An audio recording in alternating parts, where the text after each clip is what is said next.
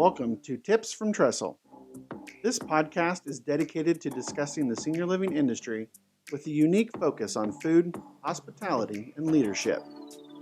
I'm your host, Aaron Fish. As a 25-year veteran of the hospitality industry, I've focused my work on creating exceptional experiences for the customers we serve. My goal for this podcast? Educate, inform, and inspire leaders in senior living to bring food and hospitality to the front of mind in our industry. Let's bring the innovative and passionate spirit of hospitality to everything that we do for the residents, families, guests, and employees we serve each and every day. So what are we waiting for? Let's get to it.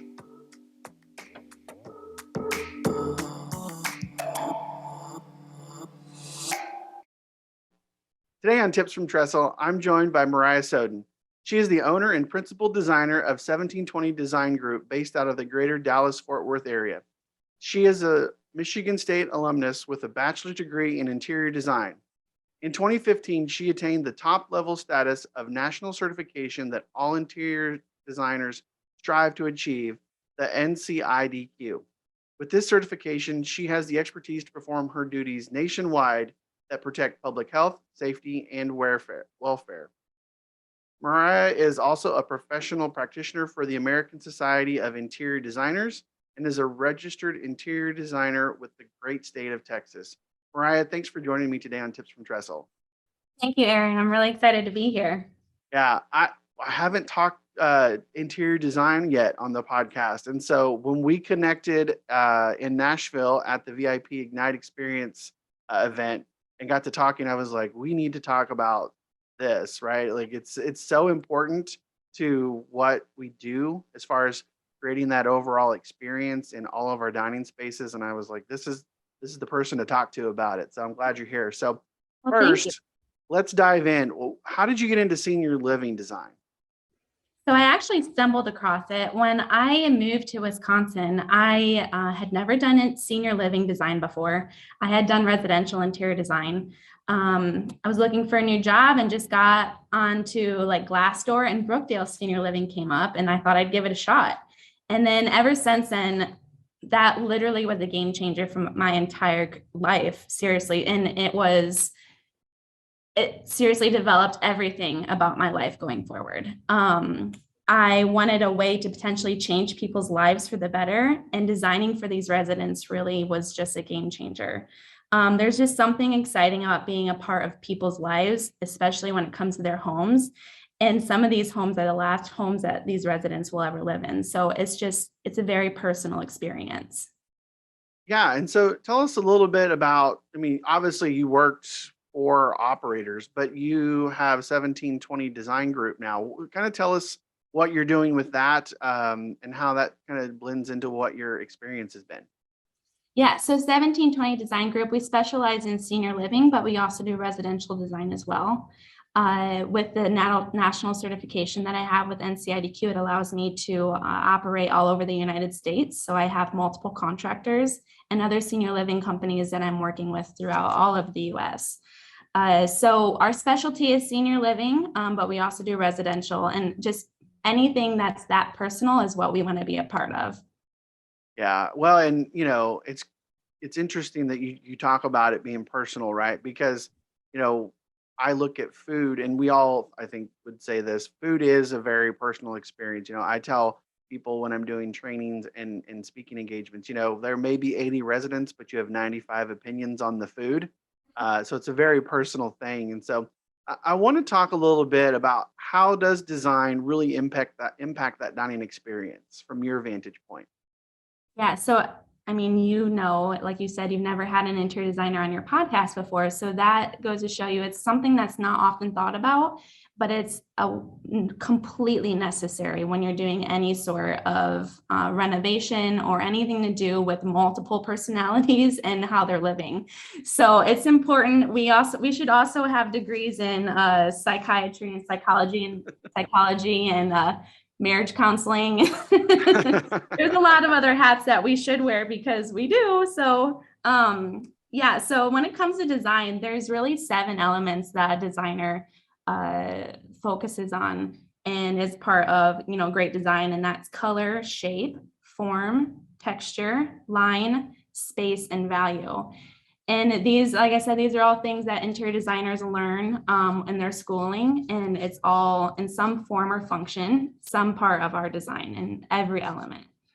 So Yeah. So you bring up the 7 design elements, and we talked a little bit about them before we recorded. Can you kind of go into some of the bigger aspects of how those are important, and maybe some of the things that we think about when we're looking at dining rooms, about maybe like the walls and the floors, and kind of how those things all come together when you think about those design elements? yeah, so the first one, the biggest one, and it's actually the first class that all interior designers have to take in their schooling, is to learn about color. So of course, paint is one of the biggest factors of color. So it's not just paint. Paint has so many other elements to it that aren't only visual, but they're mental and psychological, and everything has to do with color. You can choose to have a happy or an energetic space with colors, or they can be sad and depressing. And then with seniors, there's multiple personalities. So color is going to be different to everybody. Yeah. So in dining rooms, to stimulate appetites, it actually has a lot to do with color as well. So you want to bring in warm colors to stimulate appetites. So reds and golds and rich greens and oranges. But you really have to be careful with that too, because red can also be a color of anger or fear. So you really have to be careful. And one thing that I like to do is get the residents involved. So you can actually have a resident get paint samples set out for all the residents. And then on little pieces of paper, you can write down different emotions and have them place that card of emotion on the color that makes them feel what that emotion is. So that's one way to get residents involved. And that's really important for memory care, because it's hard for them to express their words in words. So, having the residents involved is really great. Well, one question I have on that, being in the food side of things, I was aware of, like reds and yellow. I mean, there's a reason the McDonald's colors are the way they are, right? Their whole goal is to stimulate your appetite, so you buy more food from them. Mm-hmm. But obviously, you bring up the flip side of that with some of the other emotions. I've been in communities where it doesn't seem like that has been taken into consideration. It's like, well, we want everything to be kind of calming and soothing and modern, so we're going to go with this color, right? And it's great designs, great colors, but it didn't really feel like the dining room was intentional in that way. And so I guess, how do you bring about more intentionality with the design, color, and those other things when you're thinking about the dining room spaces? So like I said, I really like to get the residents involved, but just keeping in mind, colors and how they can make you feel. So you don't want to have unstimulating colors like grays and really muddy, muted colors, even though, and this is one thing that a great designer does, is they don't insert necessarily their own opinion. So even though I don't love the color, let's say red, as a good designer, I know where red needs to be used and I'll use it. So you really have to be careful as a designer in inserting your own, opinion and asking what other people think. So When it comes to color, one thing I was curious about is like using some of those appetite stimulating colors. Can you use them as like accents? Does that still help with that, to kind of create maybe a blend between the two and kind of find that happy medium? yeah, so you could do more of like a neutral color and then have, your accents of whatever stimulating color is for your residents. This also goes to the fact that food, for memory care and skilled nursing specifically, that level of living is really hard to stimulate their appetite. And a lot of those foods are sometimes formed into look like the food that they are. So corn is mashed down and then put in a mold to look like corn. Well, you need to find what can be another color that could be paired with that make it pleasing to the eye. So another great tip that I like to include and talk talk about is the color wheel. So on a color wheel, you have all your colors of the rainbow in a wheel. If you find the color that you're serving and go directly across the color wheel to the other side, that's going to be its complementary color. So it's going to be the color that's withstood the test of time, and that is most pleasing mentally and visually to your eye. So it's one idea that I like to keep in mind. So if memory care is serving like yellow, then purple is going to be its complement. So putting it on maybe on like a purple plate or a fun colored plate. Okay. Yeah, no, that makes a lot of sense. And so one of the struggles as an operator that I always encountered was trying to find the balance between flooring that was, that really showed well, that was kind of an eye-catching, like, hey, this is such a gorgeous, whatever, great room. And then the maintenance of it and keeping it up, because it's a high traffic area. There's a lot that goes on. There's spills, there's all sorts of things that go into that. And so when you think about flooring, what do you look at to try and kind of go in between those two areas of form and function? So flooring could be really difficult. So you really have to look at first the level of living. Is it an independent living where they're trying to be more elegant? And if so, that's not a place where you want to slap down a bunch of vinyl flooring. Carpet is usually better for that area, but you really have to pay attention to the fiber content and the ounce weight to make sure that it's a durable carpet. Aside from that, your cleaning processes have to be put in place for like your maintenance. Make sure everybody is trained on the equipment and make sure that the proper chemicals are being used. You really need to have a good cleaning protocol in place. But for areas, some assisted living and definitely in memory care and skilled nursing, vinyl is going to be better for your flooring there. Again, you have to be really careful about what chemicals you're cleaning with that. A lot of vinyl doesn't even take chemical. So you need to be careful that you're not taking off that top coat. A lot of times, I don't know if you've ever walked in on vinyl, but it's like really sticky. Your shoes are tacky. It's just disgusting. So, chemicals on vinyl, you have to be careful. It can take off that top coat or there could be a chemical buildup. Is it more of a operator having the right processes in place that drives the flooring choices as opposed to anything else other than maybe what you mentioned about the level of care being provided? Yeah, it's really the level of care, and anybody can be trained. A lot of the cleaning machine vendors can offer training, so it's not so much about that. It's more about like a request from the building as well. Another thing you have to be careful is a lot of communities are switching to vinyl for everything, and if you have really tall ceilings and you have carpet right now, you're taking that soft product out and you're putting in a hard product, which causes a lot of noise issues. Yeah. Really have to be careful. It's not an easy swap out if you have more elements in the room that could affect what you're placing in there.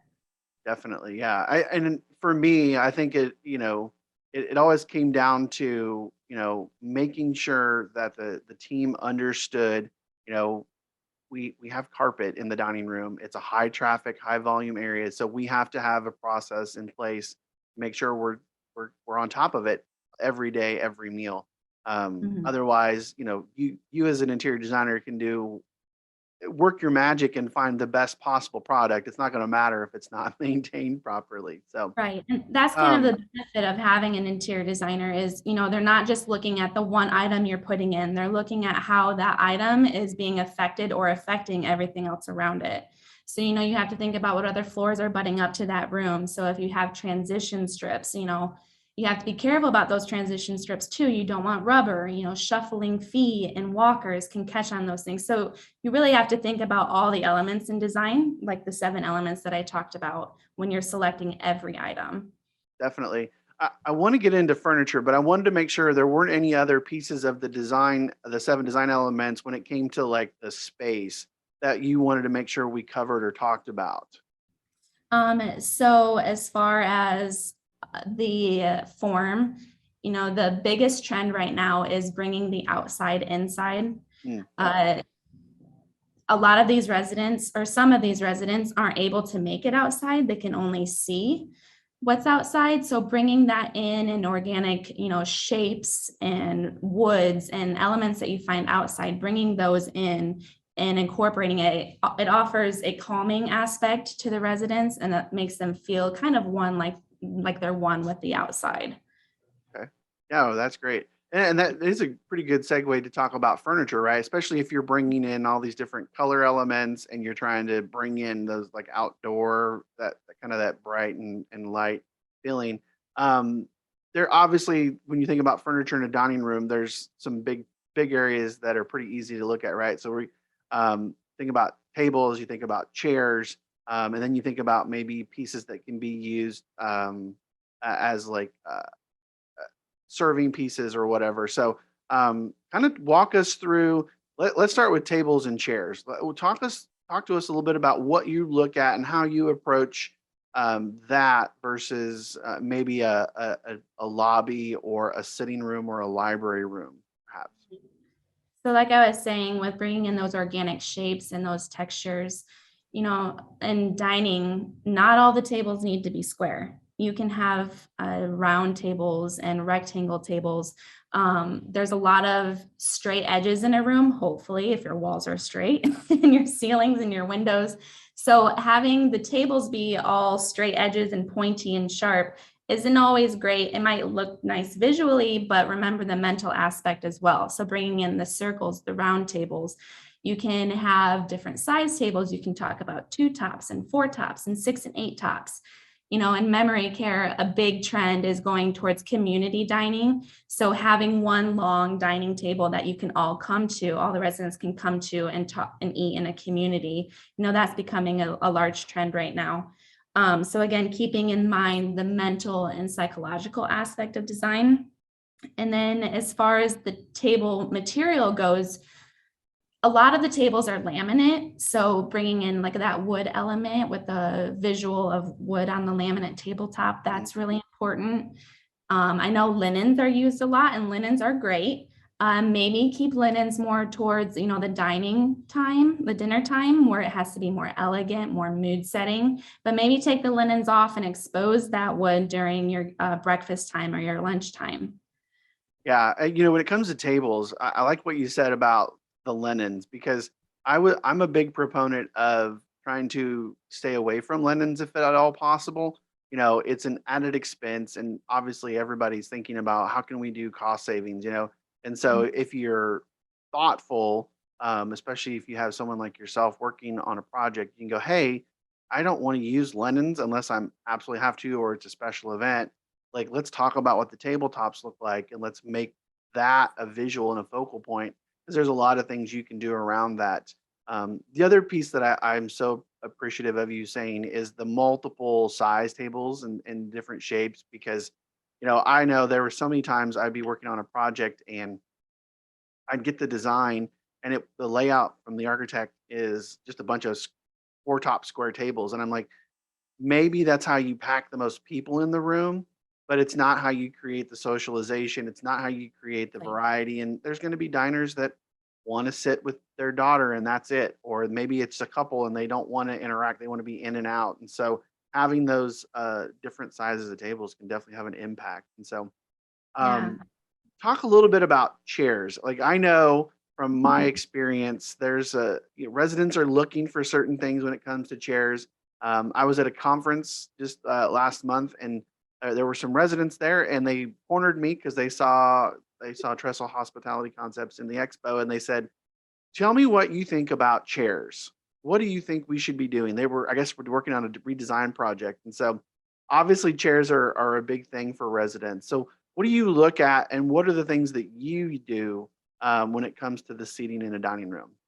Yeah. So with chairs, they used to always be wood, big, heavy, honking chairs, super hard for the residents Yes. to move around, super hard for the dining staff to move around. Um, Chairs don't have to be wood anymore. They have a new material now. It's aluminum that has a wood grain faux finish on it. So they're very lightweight, but you get the visual of the wood grain. So it's easy for the residents to move. It's easy for the staff to move. Uh, these chairs can also still have casters put on them. So casters are another thing you have to be really careful about. On carpet, casters are okay. Never put them on vinyl. They roll away. The resident goes to sit down and misses, or it rolls away on them. Casters need to be left for only independent living and maybe some assisted living, and should only be placed on the front legs, and again, only on, carpet. But another thing other than that is when you don't have the casters, you have floor guides too. So they're like little booties that go on the bottom of the legs. You need to make sure that those are the right covers to be for that flooring. So you don't want to scratch the vinyl floor if it's made for a different type of floor. Yeah. And I'm sorry. One of the things I was going to ask was about the finishes, right? And so, thinking about the seat and the back, because there's so many different ways to approach that. I'm curious, and you were probably going to go down this road anyway, but curious as to what you look at for those when you're looking at chairs. yeah, so fabrics are a great way for you to bring in, color and texture, and again, that outdoor, indoor type element. So dining chairs can sometimes have a different fabric on the back versus on the outside back versus the inside back. So that just depends on the chair vendor, but you can always have a fun fabric on the outside that, is just a little bit sprinkled throughout the room, and then more of a tamer fabric on the inside. That just, again, brings in those elements that you're trying to get away from everything being so like straight and square and stuffy. And then your seat fabric, vinyls are very popular for seats because they're easy to wipe off, but vinyl no longer has to be that leather looking. You can do linen looking vinyl, you can do metallic looking vinyl, prints on vinyl now. You just, again, one thing to keep in mind when you're talking about the seat color is, with the aging eye of a resident, their depth perception, of course, is, getting compromised as well. So having that seat a different or contrasting color than the floor is going to be really important, so they're not missing it when they're sitting down. It's a good point, and probably one that I hadn't really thought of in the past, right? Because I obviously think about the contrasting colors and depth perception when we get to talking about like china and glass and all of that on the tabletop. But it's a good point. Like the same issue comes up with the seats and the Yeah. floors. So Another thing on the seats is you really have to be careful about the seat depth. So you don't want a chair to be too deep to where residents having to sit on the edge, or somebody that it's too shallow of a depth either, where somebody really tall can't sit in it. So a good range for seat depth is between 18 and 20 inches. And that's what I see a lot of designers that aren't true designers, but maybe more decorators are calling them what they're calling themselves. They are choosing too deep of seats, and then the residents aren't comfortable in it. And that goes also with lounge furniture. You have to be careful about the measurements too, and that's something that an interior designer thinks about. what are your thoughts on non-chair seating? So there have been some operators and communities that I have been in, worked in, that they wanted to maximize the number of countable seats. And so they would put like banquettes in, and they would put benches in for seating. I never personally thought that made a lot of sense, because, I mean, maybe there's a few seniors that would, be okay with like scooting in and out and doing all of that. But what's your experience with that kind of seating? Do you avoid it? What do you do? Yeah, I avoid it just because you're now saying that you have to sit next to somebody who's maybe not in a wheelchair, and maybe your best friend's in a wheelchair. You've got people that are shuffling and scooting and moving out of the way. It's a lot more of an issue for trips, potential for tripping. I just stay away from it. Individual seating is better and more customizable for every resident, because again, everybody has their own opinion. Yeah, And like definitely. that with every, different people. So you just have to make it most accommodating to the masses. Definitely. Well, I Mhm. want to talk a little bit, because I just mentioned it, about the tabletop, right? What does that look like? Because I feel like that's probably the place when someone like you as a designer and someone like me as a operator, when we come together and we start talking about that, that's probably the biggest collaborative opportunity. I mean, we can definitely both be kind of in on all of the other pieces, but when we talk about the plates and what we put on the tabletop and what goes on there, how do you go about coordinating with the food and beverage team on site with those kinds of things? What's your process? Yeah, so typically I like to start, centerpieces are always the last thing because they can get so extreme. So I like to start with plates. This goes back to what we were talking about earlier about the food color and how, the color of plate that you're serving that food on can really have a psychological effect on the resident. So one of the things that I like to do, and not everybody will agree with me on this, is, you need to keep glass plates for independent living because it's more elegant. And gives that formality. But one thing to consider is melamine plates. So it's a type of plastic, but don't let that deter you. It's non-breakable. So it's great for assisted living, memory care, and SNF.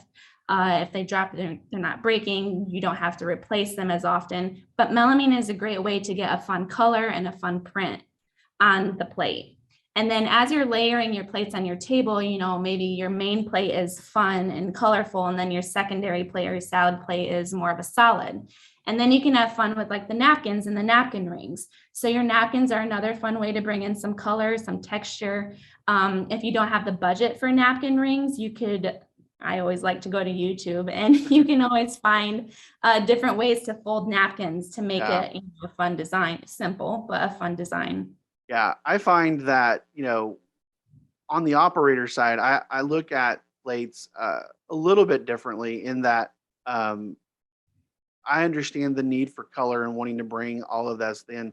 But I also know that from my vantage point, the chef should be doing that too, right? Like we shouldn't be doing brown chicken and white mashed potatoes and brown gravy and whatever. You want to create meals that are popping off the plate. And so one of the things that I have done with that is find a line of plates, what material is up to your budget and what makes sense for your operation, but find a white line of plates and then just find different shapes and different shapes and sizes, asymmetrical plates, square plates. We even had one at one point that I would use that was like, they called it a pizza plate, and it was literally the shape of like a piece of pizza. So fun. Yeah, and I think it makes sense to do that, but then coordinate with your interior designer to say, hey, we're doing some of these. We've got 20 different possible shapes. What are the best 4 or 5 for what's going on in the dining room? And then that way we can coordinate with what you're doing aesthetically in the room. So that way when the food comes out, everything, it feels like it was done intentionally, because it was. So yeah, exactly. And then you can even change it out with the seasons, which everybody loves to do that, decorating. Absolutely. So. Yeah, That's for sure. I want to go back on something that you had mentioned, and I almost jumped in, but I knew you had another thought, and so I wanted to come back to it.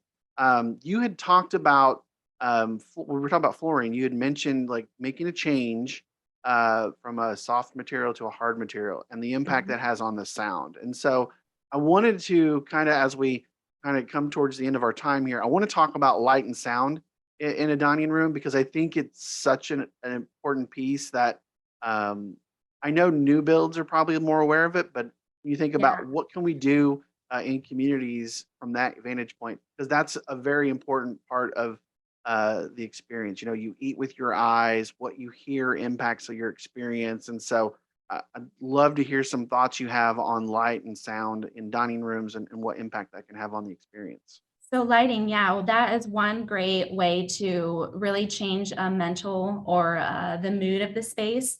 So you want to bring in enough lighting so that the residents can see what they're doing, but you also don't want to make it too bright like they're in an operating room. Right. So light is often overlooked, and especially the color of the light can really make or break a space. So when I'm talking about color, you have like warm light and you have cool light. And I'm sure, with your light bulbs at home, you've noticed this as well. So like a warmer light is around a 2000 Kelvin. And then like a bright white, like an operating rooms, it's like 6,000 or more. So you really want to stay in the 3,500 to 4,000 Kelvin range. This allows your colors to not become muddy, not to become too unsaturated. So color of temperature is really, or color of light is really important. And then another thing that you can do to bring in, set the atmosphere for the dining room is music. Having it played real gently in the background just kind of takes up that empty noise. And then it also just kind of makes it more casual. And then you can also tailor it to your residents. So do some research on the era that your residents are from, the location, and just gently play that in the background. It just creates that vibe of elegance. Yeah. Well, one thing on that I've noticed is I would always prefer instrumental music over, that, because, while most of the songs you're going to play probably aren't inappropriate, but you never know. There have been times I've walked in, this is true. I walked into dining rooms where the music playing was appropriate for the staff. Like it was, maybe it was like modern country or something like that, something that you would expect them to listen to maybe while they're working in the kitchen. And I was like, what are you guys listening to? Well, we're supposed to have music on. No, you need to have appropriate music for the dining room, not for yourself. And so just remember that these are people's homes. You don't want somebody coming into your home and playing something or doing something that you don't like. So right. tailor it to your residents. And that sorry, go ahead. No, I was just going to ask you about another question about sound.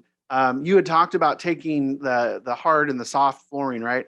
So, how do you soften sound without kind of, obviously the thing that comes to mind for me is like, balances and curtains around windows, but obviously that can impact your lighting. So are there some other ways that you can soften sound in a dining room without covering up windows per se? Yeah. So like you said, valances are one option, but with the amount of light coming in, you want to keep that maximized. Acoustical panels. So you can place them if you have a taller ceiling, you can place acoustical panels up higher. They don't always have to be just fabric wrapped. There's a lot of artwork now that's has acoustical properties to it. So you can consider bringing in some artwork, if it's up higher, it can be more of a design than a real detailed art piece, but it's actually printed on like a fabric. So incorporating those into your design. Yeah. And then other things like, your furniture is always going to help, soften the sound in the room as well. And then your linens and your centerpieces, all of those fluff items, they really deaden and dampen the sound in there. Awesome. Yeah. We're right on time. And so one of the things I wanted to ask you was, we've covered a lot of ground, right? But if there was one kind of overarching thing that you would tell an operator or someone from your design perspective they should take into consideration as they're planning their space, what would that one thing be? Other than hire an interior designer? Other than hiring an interior designer. I think that one kind of goes without, you shouldn't have to give that to them. So